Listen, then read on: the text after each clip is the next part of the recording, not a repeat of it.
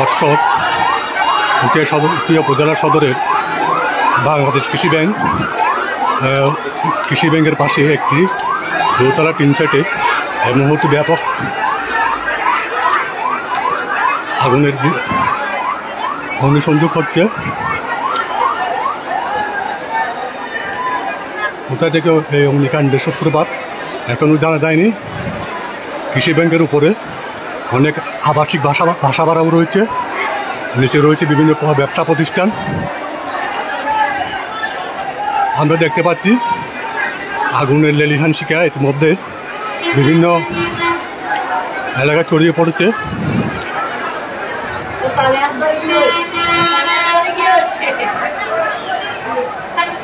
ইতিমধ্যে Ukhia fire service এসে আগুন নিয়ন্ত্রণের জন্য চেষ্টা চালিয়ে যাচ্ছে। পাশাপাশি স্থানীয় লোকজন আগুন নিয়ন্ত্রণে ফায়ার সার্ভিসকে সহযোগিতা করে যাচ্ছেন।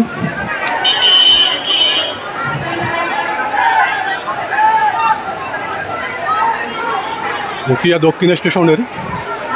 সদরের দক্ষিণ স্টেশনের কৃষি ব্যাংকের পেছনে আবাসিক বাসা ও বিভিন্ন ব্যবসা প্রতিষ্ঠানের গুদামজাতকৃত